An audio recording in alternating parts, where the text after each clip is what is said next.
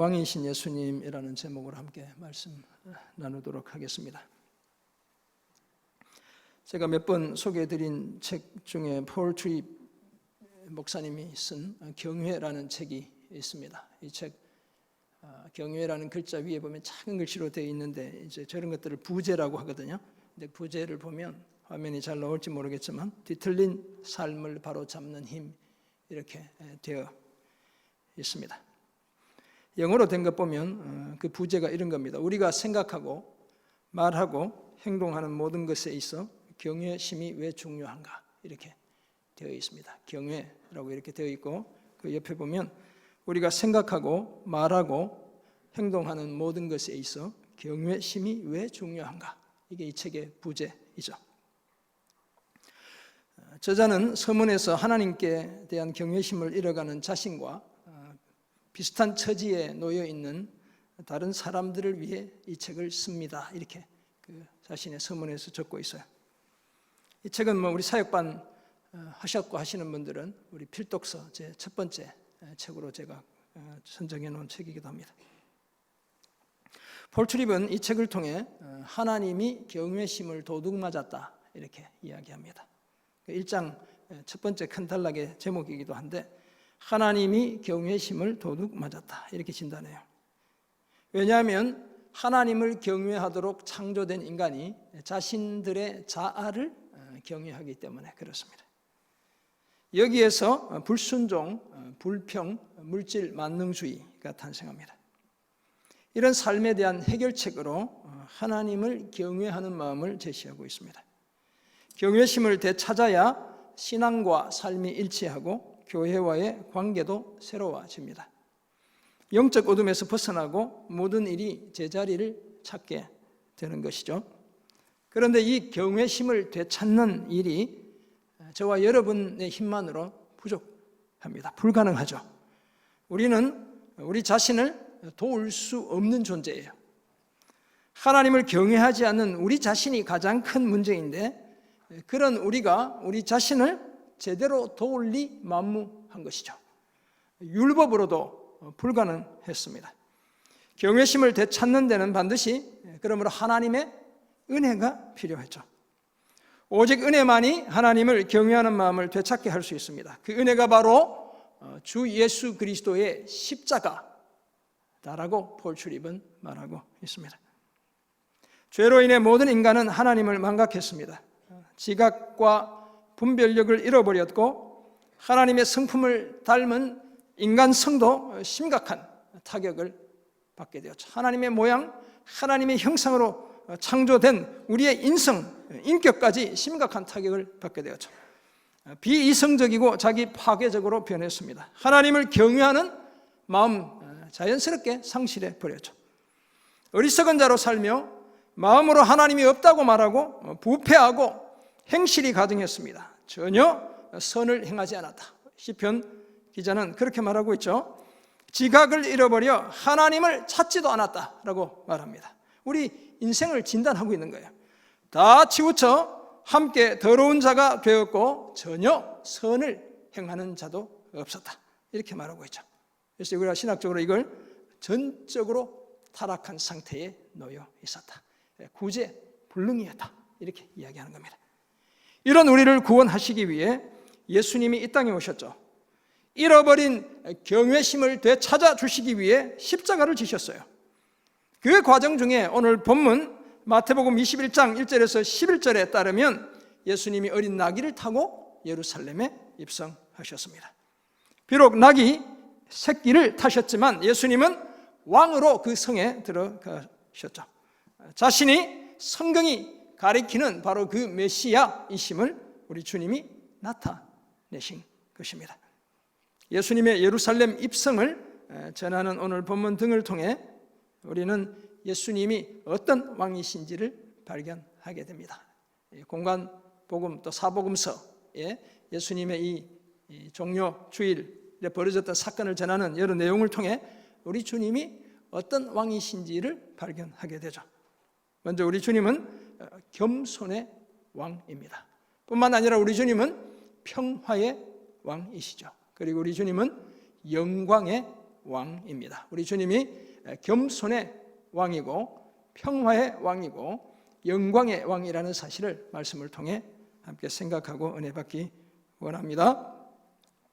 현재 지구상의 대부분의 교회, 구교든 신교든 막론하고 대부분의 교회는 부활절을 같은 날에 부활주일을 지키죠. 그래서 오늘 사실 4월 12일, 금년은 4월 12일이 부활주일인 거예요. 대부분의 교회들이 부활주일로 지킵니다. 이 부활주일은 춘분, 통상 3월 21일이 춘분이잖아요. 근데 윤달이 있는 해는 3월 20일이 춘분이에요. 그래서 원래는 윤달이 있기 때문에 춘분, 3월 20일 이후 첫 번째 보름이 3월 20일 지나 첫 번째 보름이 지난 4월 7일이었습니다. 그래서 슈퍼문이라고 달이 엄청 크게 보인다고 이렇게 언론에서 얘기하는 거 들으셨죠?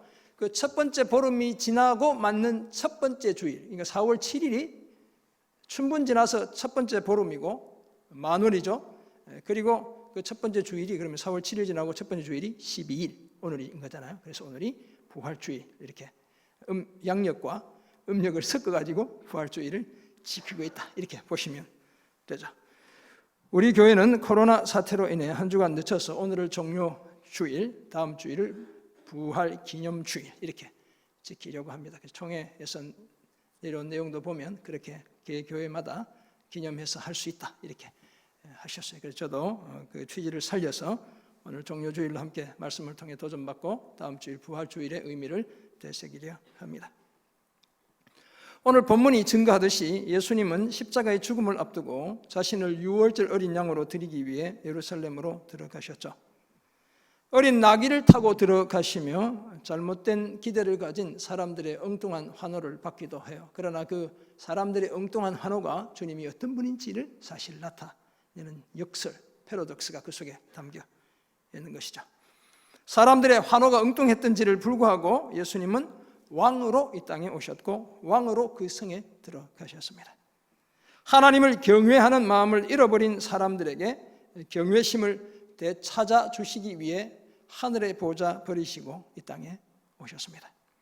이런 사실을 전하는 오늘 본문 등을 통해 우리는 예수님이 어떤 왕이신지를 발견하게 됩니다. 먼저 우리 예수님은 겸손의 왕이시죠. 겸손한 왕입니다. 오늘 본문에 따르면 유월절을 앞두고 예수님이 예루살렘으로 올라가시던 중, 예수님이 여정을 보면 갈릴리에서 여리고를 지나 이렇게 예루살렘으로 가시는 거예요. 올라가시던 중 예루살렘 가까이 감람산 근처 벳바게, 베다니 다 그 근처였어요. 한 예루살렘에서 3km 정도 떨어진 곳에 도착했을 때 제자 둘을 보내시죠. 맞은편 한 마을로 가라. 맞은편은 앞에 있는 마을 이렇게 볼 수도 있습니다. 한 마을로 보내시며 매인 나귀와 나귀 새끼가 함께 있는 것을 볼 텐데 풀어 내게로 끌고 오라, 이렇게 하시죠. 당연히 주민이 왜 그 나귀랑 나귀 새끼 끌고 가니 이렇게 얘기할 거잖아요. 누가 무슨 말을 하거든 당연히 물어봤겠죠. 주가 쓰시겠다고 하면 즉시 보내줄 것이다 라고 3절에서 주님이 말씀하죠. 만일 누가 무슨 말을 하거든 주가 쓰시겠다 하라, 그리하면 즉시 보내리라. 주님이 이렇게 말씀하셨어요. 이렇게 할 수 있는 근거가 있었다고 제가 이전에 한번 말씀드렸습니다. 그것이 바로 안가리아라는 제도 때문이었죠. 왕이나 권력자의 경우 짐승을 강제로 수용하거나 사람을 자기의 목적에 따라 부릴 수 있었습니다. 요즘도 보면 미국 같은 데 이제 정부가 비상사태를 선포해서 다른 생산시설을 마스크 만들어라 이렇게 할 수 있는 것처럼, 호텔을 병원으로 사용해라 이렇게 할 수 있는 것처럼 그런 어떤 그 제도가 있었다는 것이죠. 그래서 예수님의 산상수훈에 보면 오리를 가게 하거든 만일 십리를 가라 이렇게 하죠. 오리를 억지로 가게 할 수 있다는 거예요. 예수님이 십자가를 지고 골고다 언덕을 올라가실 때 구레네 사람 시몬, 알렉산더와 루포의 아버지 시몬이 그 십자가를 지고 가게 되죠. 군인들이 그냥 그 사람을 지목해서 너 저 이렇게 하면 지고 가는 이런 제도가 있었다는 것이죠. 뿐만 아니라 당시 랍비들도 필요에 따라 그런 권리를 행사할 수 있었어요. 그래서 주님께서 주가 쓰시겠다 하면 그 사람이 순종해서 보내줄 거야 이렇게 얘기하신 거예요. 그런데 이 모든 것은 선지자를 통하여 하신 예언의 말씀을 이루기 위함이었습니다. 21장 5절은 스가랴 9장 9절을 인용한 것이죠. 시온 딸에게 이르기를 내 왕이 내게 임하나니 그는 겸손하여 낙이 곧 멍에 매는 짐승의 새끼를 탔도다 하라 하였느니라. 인용해서 하는 것이죠. 너무 겸손하셔서 낙이 새끼를 타고 예루살렘으로 입성하시는 왕이 바로 예수 그리스도입니다. 제자들이 마을로 가서 예수님이 명하신 대로 합니다. 나귀와 나귀 새끼를 끌고 와서 자기들의 겉옷을 벗어 그 위에 얹었고 예수님이 그 위에 타셨죠. 무리의 대다수는 자신의 겉옷을 그 길에 펴고 다른 이들은 나뭇가지를 베어 길에 펴기도 했습니다. 이 나뭇가지가 요한복음에 따르면 야자수, 종려나무, 팜트리 나뭇가지였다는 사실을 우리가 알게 되죠. 그래서 종려주일, 팜선데이라는 말이 요리하게 된 배경이 되었습니다. 그런데 구약에서 자신들의 옷을 땅에 깔아 어떤 사람을 맞이하는 것은 그 사람을 왕으로 인정하는 행위, 우리가 당신을 왕으로 모십니다 라고 고백하는 행위였습니다. 그래서 사람들이 아합과 이세벨에 대해 반역을 일으킨 예후라는 사람을 새 왕으로 인정하면서 자신들의 겉옷을 섬돌 위에 깔았다고 열왕기하 9장 13절이 말씀하고 있죠. 한편 무리들이 펼친 종려나무 가지는 광야 생활을 기념하는 장막절 또는 초막절을 지킬 때 주로 사용했던 재료이기도 했습니다. 그리고 이 종려 가지는 승리 또는 위대한 업적을 상징하기도 합니다.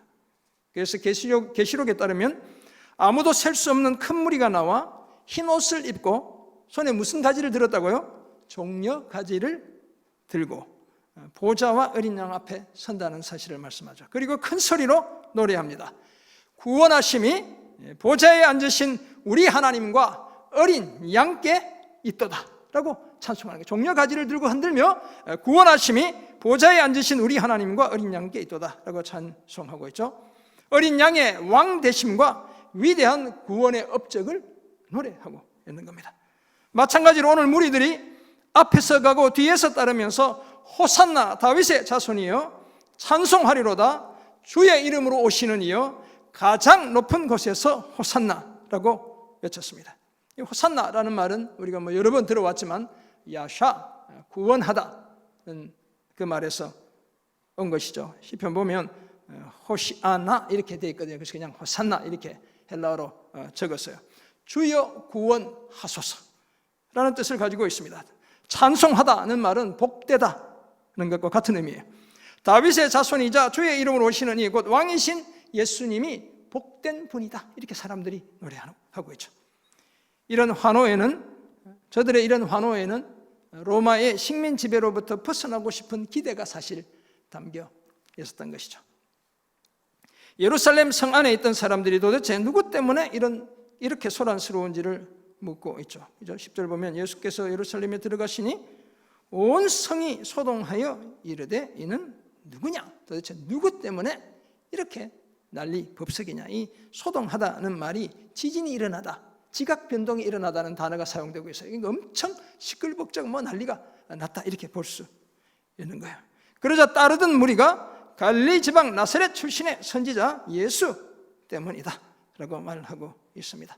무리들은 여전히 예수님의 진짜 정체성은 알지 못한 그런 상태였죠. 사랑하는 성도 여러분, 그럼에도 불구하고 오늘 본문에 따르면 예수님은 겸손의 왕이십니다. 만왕의 왕이신 예수님이 겸손하게 초라한 나귀 새끼를 타고 자신의 죽음을 도모하는 악한 자들이 가득한 그 성으로 들어가셨어요. 섬김을 받기 위해서가 아니라 섬기기 위해, 나아가 자기 목숨을 많은 사람들의 대속물로 주기 위해 우리 곁에 오신 것이죠. 근본적으로 하나님의 본체, 하나님과 같은 분이지만 하나님과 동등됨을 취할 것으로 여기지 않으셨습니다. 그래서 주님이 어린 나귀를 타신 거예요. 흰 백마를 타는 건 계시록 이야기하는 것이고, 오늘 예루살렘에 들어가면서 어린 나귀를, 볼품없는 그 나귀를 타셨죠. 뿐만 아니라 우리 주님은 스스로도 나는 마음이 겸손하고 온유하다라고 말씀해 주셨습니다. 지극히 겸손한 왕으로 우리 곁에 오셨기 때문이죠. 그러므로 겸손의 왕을 주로 모시며 살아가는 우리도 당연히 어떻게 해야 할까요? 겸손해야 하는 겁니다. 겸손해야 주님처럼 섬기고 희생하고 사랑할 수 있어요. 겸손하지 않고 섬김, 희생, 사랑 불가능한 것입니다. 겸손의 왕으로 오신 예수님을 기억하고 예수님처럼 겸손한 삶을 힘쓰는 우리 모두가 되기를 주님의 이름으로 축원합니다. 아멘. 왕이신 예수님에 대해 발견하는 두 번째 사실로 우리 주님은 평화의 왕입니다. 첫 번째는 우리 주님이 무슨 왕이라고요? 겸손의 왕이시고, 두 번째 평화의 왕이십니다. 누가복음 19장 예루살렘 입성을 다루는 동일한 내용을 다루는데 조금씩 다른 내용 각도에서 바라보고 있죠. 누가복음 19장에 따르면 예수님이 나귀를 타고 감람산 내리막길에 가까이 왔을 때 온 무리가 자기들이 본 바 예수님이 행하신 모든 능한 일로 인해 큰 소리로 하나님을 찬양했습니다. 그 찬양의 내용이 38절에 기록되어 있는데요. 찬송하리로다 주의 이름으로 오시는 왕이여 하늘에는 평화요 가장 높은 곳에는 영광이로다. 이렇게 찬송했다는 거예요. 찬송하리로다 주의 이름으로 오시는 왕이여 하늘에는 평화요 가장 높은 곳에는 영광이로다 라며 환호하고 있습니다. 우리 주님을 하늘의 평화와 영광의 왕이라며 환호하고 있는 거예요. 그런데 하늘의 평화가 넘쳐나게 된 이유는 당연히 예수님이 평화의 왕이시기 때문에 그런 것이죠. 이미 오래전에 이사야 선지자가 그 사실을 이사야 9장 6절에서 예언했습니다. 이는 한 아기가 우리에게 낳고 한 아들을 우리에게 주신 바 되었는데 그의 어깨에는 정사를 메었고 그의 이름은 기묘자라 모사라 전능하시 하나님이라 영존하신 아버지라 평강의 왕이라 할 것입니다. 우리 주님을 뭘로 묘사하고 있죠? 평강의 왕으로 묘사하고 있습니다. 예수님이 평화의 왕으로 이 땅에 오실 것을 예언했던 것이죠. 평화의 왕이라는 예수님의 이 정체성은 신약 성경 곳곳에 드러나 있습니다. 골로새서에 따르면 아버지 하나님은 예수 그리스도의 십자가의 피로 화평을 이루셨대요. 만물 곧 땅과 하늘에 있는 것들이 다 예수 그리스도로 말미암아 자기와 화목하게 되기를 기뻐하셨어요. 십자가의 보혈을 통해 하나님과의 평화와 화해가 가능하게 해주셨죠. 그래서 우리는 예수 그리스도로 말미암아 하나님과 화평을 누리게 되었다고 사도 바울이 로마서 5장 1절에서 고백하고 있습니다. 하나님과의 수직적인 관계에서의 평화가 회복된 것이죠. 왜냐하면 우리 주님이 무슨 왕요? 평화의 왕이시기 때문에 그렇습니다. 에베소서에 따르면 예수님은 우리의 화평이 되셔서 둘로 하나를 만드셨어요. 원수된 것, 그 중간에 막힌 담을 자기 육체로 허셨다고 말씀하고 있습니다. 사람들 서로 간에 수평적인 그 관계 속에 놓여있던 담을 주님이 허무신 거죠. 그래서 서로 평화할 수 있게 되었습니다. 십자가로 원수된 것을 소멸하심을 통해 이 둘을 한 몸 되게 하셨고 이 한 몸 된 저들이 하나님과 화해하게 하셨어요. 이 화해하다는 말은 이제 화목하다는 말과 같은 것이죠. 서로 말도 안 하고 살던 사람들이 말도 트고 마음도 트고 이렇게 살아가게 됐다는 거예요. 하나님과 그런 관계를 다시 회복하게 되었다고 말씀하고 있어요. 바울은 이런 예수님이 오셔서 먼데 있는 너희에게 평안을 전하시고 가까이 있는 자들에게 평안을 전하셨다라고 2장 17절에서 에베소서 2장 17절에서 말씀해요. 그렇다면 평화를 전하는 것, 평안을 선포하는 것, 이것이 주님의 사역이었다는 사실을 말씀해 주고 있죠. 왜냐하면 우리 주님은 평화의 왕이시기 때문에 그렇습니다. 사랑하는 성도 여러분, 어떻게 끊임없이 계속되는 우리 인생의 불안과 불화를 잠재울 수 있겠습니까? 파도처럼 계속 밀려오는 소란과 위험을 누그러뜨릴 수 있겠습니까? 그 유일한 해법이 평화의 왕이신 예수님을 만나는 거예요. 잃어버린 우리의 경외심을 되찾아 주시기 위해 십자가에서 피 흘리며 돌아가신 예수님을 나의 구주, 나의 하나님으로 고백하는 거예요. 그 예수님이 우리 인생의 모든 소음을 확실히 잠잠하게 해 주실 줄 믿는 거예요. 더구나 예수님은 스스로도 자신은 세상이 줄 수 없는 평안, 참 평안을 주시는 분이라고 말씀했어요. 요한복음 14장 27절에 따르면 평안을 너희에게 끼치노니 곧 나의 평안을 너희에게 주노라. 그 다음 뭡니까? 내가 너희에게 주는 것은 세상이 주는 것 같지 아니하니라. 너희는 마음에 근심도 말고 두려워하지도 말라. 주님이 직접 하신 이야기예요. 우리가 마음에 근심하지 않아도 되고 두려워하지 않아도 되는 이유는 예수님이 참 평안을 주시는 평화의 왕이시기 때문에 그런 거예요. 코로나가 잠잠해진다고 우리 인생에 불안이 다 잠잠해질까요? 주님을 만나지 않으면 불가능한 거예요. 코로나가 득실거려도 주님을 만나면 본질적인 평화와 평안은 놓치지 않게 되는 거예요. 주님을 만나야 되는 것이죠.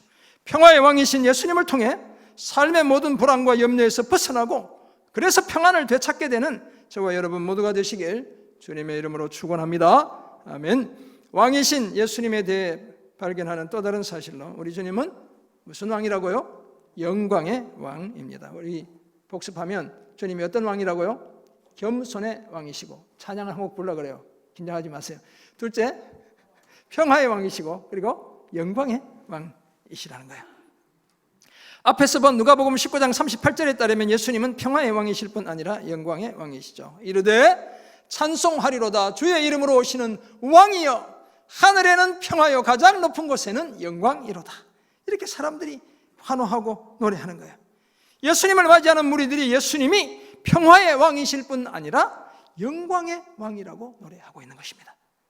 한편 요한복음에 따르면 제자들이 예수님이 예루살렘 입성하시는 그 내용을 다루는 요한복음 12장에서 다루고 있는데 거기에 따르면 제자들이 처음엔 예수님이 어린 나귀를 타신 것이 무슨 의미인지 깨닫지 못했대요. 그리고 예수님이 영광을 얻으신 후에야 이것이 예수님께 대해 기록한 것이고 사람들이 그래서 예수님께 옷을 깔고 종려가지 들고 호산나 외쳐 부르고 왕이여 라고 외쳐 불렀던 그 이유를 그제서야 알게 되었다는 거예요. 영광을 얻으신 후에 알게 되었다는 것이죠. 예수님이 영광을 얻으셨다는 것은 부활과 승천과 아버지께로 돌아감을 통해 영광스러운 자리를 차지하게 되셨다, 이런 의미예요.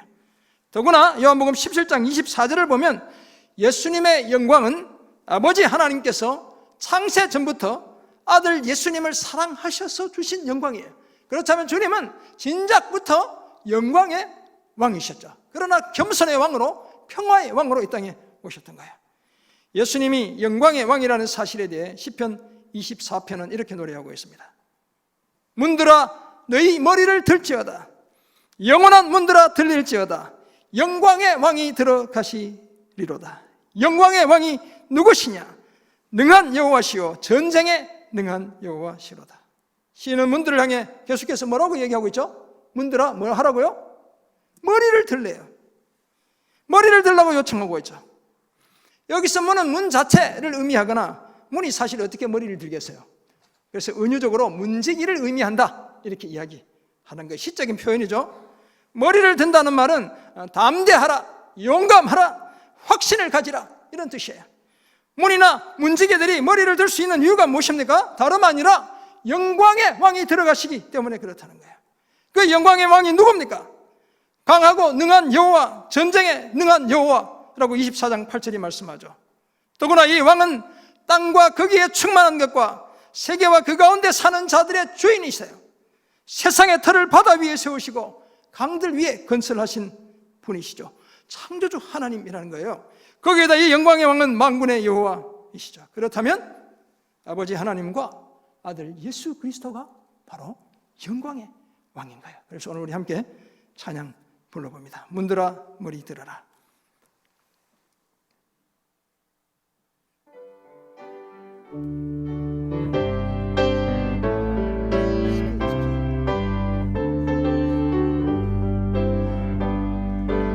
문들아 머리 들어라.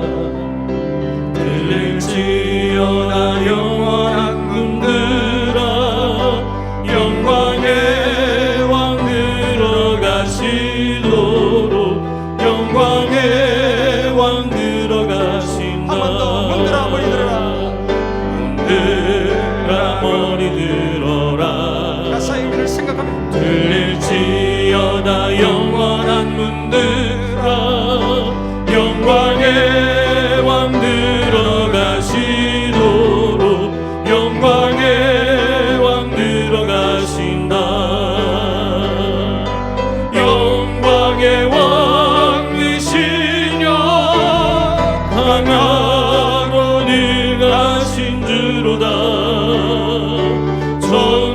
전쟁에 능하신 주시라 다 찬양 위대하신 왕 왕께 만세 왕께 만세 왕께 만세 당신은 영광의 왕이라 다 찬양 위대하신 왕 영광의 왕이시여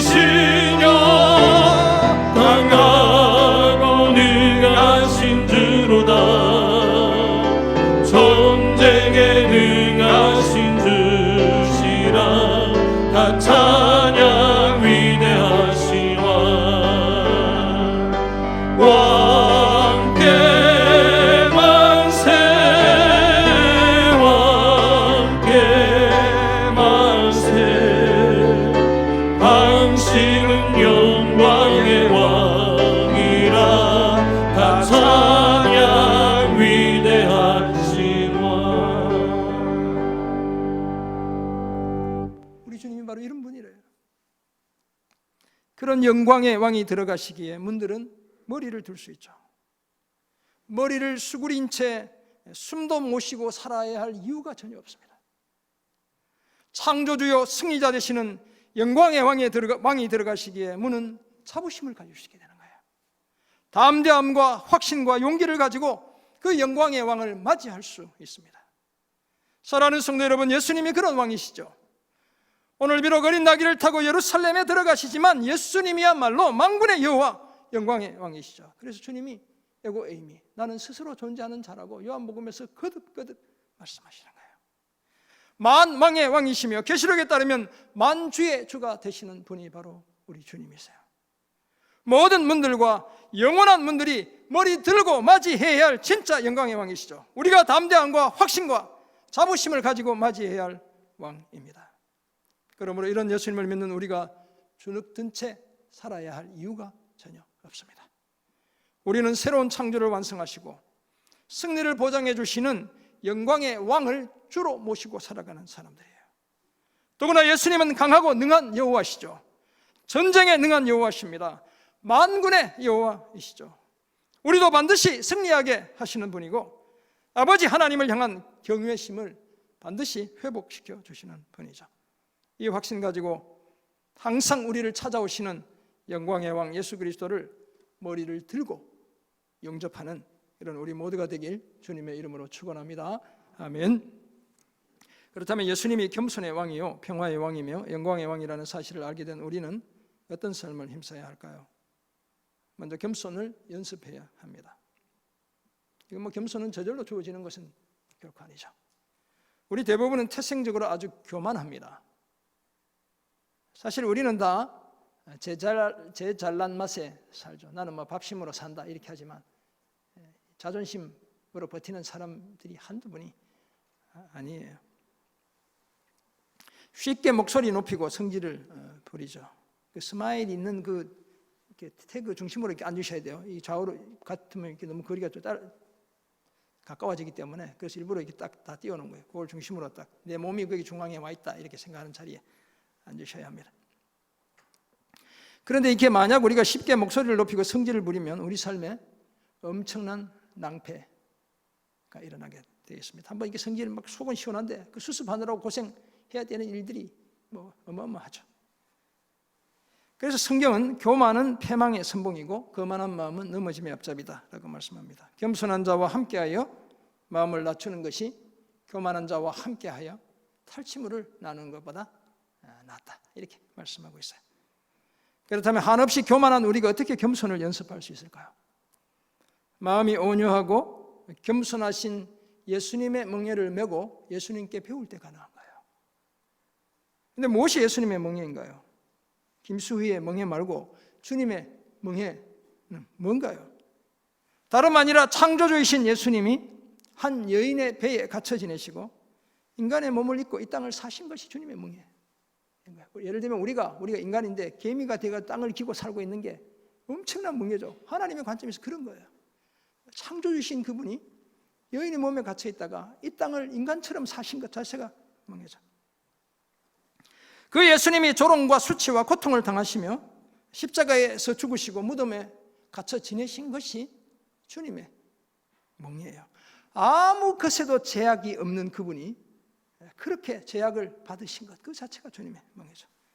이 모든 과정을 통해 완전하신 하나님이 연약한 인간과 자신을 동일시하신 것, 이것이 예수님의 몽인 거예요. 오늘 우리가 겸손해질 수 있는 비결을 우리는 여기서 발견하죠. 성급하게 판단하고 주장하기보다 예수님처럼 철저하게 다른 사람의 입장에 먼저 서 볼 때 겸손해질 수 있는 거예요. 내 주장을 포기하고 진짜 다른 사람의 입장이 되어 볼 때 우리는 겸손의 시작, 문을 여는 거예요. 그 사람도 나름대로 연약함이, 아픔이, 힘겨움이 있다는 사실을 내가 느껴볼 때 겸손을 겨우겨우 한 걸음 한 걸음 내디딜 수 있게 되죠. 그럴 때에야 비로소 우리의 겸손이 시작될 수 있습니다. 이해와 공감이 없다면 겸손은 결코 그 싹을 틔울 수 없습니다. 그러므로 겸손하기 위해 예수님처럼 다른 사람의 입장에 서보기로 결심하는 우리 모두가 되길 간절히 소원합니다. 아멘. 두 번째 삶의 적용점, 평화를 힘써야 합니다. 평화도 뭐 그냥 가만히 있으면 저절로 하늘에서 감나무에서 감이 떨어지듯 떨어지는 게 아니죠. 헨리 나우에는 영성의 씨앗이라는 책에서 삶을 경축하기 위해선 삶을 긍정하고 기억하고 기대해야 한다고 말합니다. 나는 뭐 지리도 막 힘들고 괴로운 삶만 살아서 이렇게만 생각하면 삶이 축제가 되지 않죠. 슬픈 눈물의 현장밖에 되지 않는 거예요. 경축하기 위해서는 긍정하고 기억하고 기대해야 한다, 이렇게 말하고 있어요. 그리고 다른 사람들도 삶을 경축하도록 도와주기 위해서는 자연과 인간과 하나님에 대해 순종하는 사람이 되어야 내 삶을 경축할 뿐만 아니라 남의 삶도 축제가 되게 할 수 있다, 이렇게 말하고 있어요. 사실 죄로 말미암아 비뚤어진 자아를 가진 우리가 삶을 항상 긍정하고 기억하고 기대하는 것 결코 쉽지 않습니다. 남들과 비교하며 나는 왜 이렇게 지지리도 되는 게 없냐, 이런 생각 드는 분들 계시죠. 어떻게 나는 집을 팔았더니 팔 때마다 그 집이 자꾸 올라. 산 집은 이사 갔는데 별로 안 올라.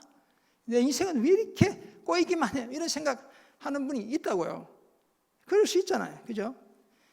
우리의 삶을 긍정하는 것 쉽지 않아요. 우리는 조금만 불편해도 쉽게 불평불만을 늘어놓죠. 내 삶을 축제로 만들기도 힘든데 다른 사람의 삶을 축제장이 되게 하기에는 우리는 한참 역부족인 사람들이에요. 나도 막 찡그리고 살고 저도 막 이렇게 힘들어하면서 좀 이렇게 웃고 이렇게 하고 싶은데 설교에 대한 부담이 커가지고 잘 웃음이 잘 안 나와요. 나도 막 이렇게 겨우겨우 사는데 남의 삶이 이 축제가 되게 하기 쉽지 않죠. 한참 역부족이에요, 우리는. 더구나 우리는 자연은 착취하죠. 사람들에 대해서는 경계심과 적대감을 가지고 살죠. 보이지 않는 하나님은 쉽게 잊어버린 채 살아요. 보이는 것들에 다 우리가 현혹돼서 하나님 생각 안 하고 막 산단 말이에요. 이런 우리를 고치기 위해서는 어떻게 해야 돼요? 평화의 왕이신 예수님을 만나야 되는 겁니다. 그래야 우리 삶에 하늘의 평화가 임하게 할 수 있습니다. 더구나 예수님은 이미 우리와 하나님 사이에 평화를 이루신 분이죠. 우리 서로 사이에도 평화를 완성해 주신 분이에요. 그래서 마음으로 하나님과 원수되었던 우리가 하나님의 자녀가 되게 하셨고, 서로 적대감을 드러내며 살던 우리가 하나님 안에서 한 형제, 자매가 되게 해 주셨어요. 따라서 이제 평화를 지키고 힘쓰는 것 우리의 사명입니다. 그러기 위해 우리는 여전히 이해하고 배려하고 양보해야 되는 거예요. 그래야 겸손도 가능하고 평화도 가능합니다. 긍정하고 기억하고 기대해야 내 삶에 평화가 깃드는 거예요. 자연과 사람과 하나님께 대해 순종해야 다른 사람의 삶에도 평화가 깃들게 할 수 있습니다. 그래야 평화의 토대를 다질 수 있죠. 이런 일을 힘써 우리 삶의 현장이 싸움터가 아니라 평화의 장이 되게 하는 저와 여러분 모두가 되시길 주님의 이름으로 부탁드립니다. 아멘. 덴마크 출신의 신학자이자 실존주의 철학자였던 생철학자라고도 얘기도 하고 키에르케고르라는 분이 있습니다. 이분이 이제 신학자이기도 하기 때문에 이런 이야기를 하나 들려주었어요. 어떤 나라에 자신에게 걸맞은 신부요 왕비감을 찾고 있던 멋진 한 왕자가 있었습니다. 하루는 아버지 왕의 심부름으로 어느 가난한 마을을 지나야 했습니다. 시골 마을을 이렇게 지나고 있던 중이었어요. 마차의 창 밖으로 아름다운 한 농촌 아가씨가 그 왕자의 눈에 들어왔습니다. 그 왕자는 종종 그 아가씨 곁을 지나쳤어요. 말도 한번 섞어보지 못했고 그저 바라보기만 하고서도 사랑에 빠지게 되었습니다. 문제는 사랑하니까 이제 결혼해야 되잖아요. 어떻게 그녀를 아내로 삼을 것인가, 이게 이제 문제였던 것이죠. 자신은 왕자고 시골 아가씨인데 어떻게 저 여인을 내 아내로 삼을 건가, 이게 문제였어요. 권력으로 그녀와 당장 결혼할 수도 있었겠죠. 하지만 왕자는 강요에 의해서가 아니라 정말 사랑하기 때문에 결혼하기 바랬습니다. 왕자에게 6匹의 말이 끄는 황금 마차를 타고 눈부신 왕자의 제복을 입고 수많은 수행원들을 대동하고 한 상자 가득 보석과 금화를 가지고 그녀 앞에 설 수도 있었습니다.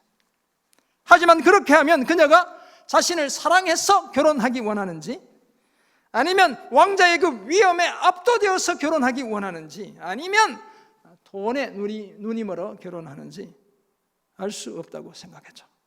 그래서 마침내 한 가지 방법을 고안해냈습니다. 왕자는 왕자의 옷을 벗어 던지고 평민의 옷을 입고 그 마을로 아예 이사를 갔습니다. 그 마을에 사는 동안 자신의 신분을, 왕자라는 신분을, 대권을 이어받을 사람이라는 신분을 전혀 드러내지 않았습니다. 더불어 지내면서 왕자와 시골 아가씨는 친구가 되었고 서로 관심을 가지게 되었고 서로의 장래에 대해서도 이야기를 나누게 되었습니다. 그런 왕자에 대한 그 시골 아가씨, 그녀의 사랑도 점점 더 커져갔죠. 더구나 왕자는 그녀를 진심으로 사랑해준 첫 번째 남자이기도 했어요. 그 왕자가 누굽니까? 바로 성경이 말하는 하나님의 아들 예수 그리스도인 겁니다. 사랑하는 성도 여러분, 창조주요 구원자요 온 인류의 왕이신 예수님이 어린 나귀를 타고 예루살렘에 입성하셨어요. 겸손의 왕으로 오늘 저와 여러분 곁으로 오셨어요. 우리와 똑같은 옷을 입고 평화의 왕으로 오셔서 그 십자가를 우리 대신 져 주셨죠. 영광의 옷은 아버지의, 하늘 아버지의 집에 벗어놓고 우리와 똑같은 옷을 입으셨죠. 우리처럼 사셨고 우리처럼 죽으셨죠. 그것도 그가 무도한 죄인이 죽는 나무 십자가에 달려 돌아가신 거예요. 아버지 하나님을 사랑했기 때문이고 저와 여러분을 진짜 사랑했기 때문이었습니다.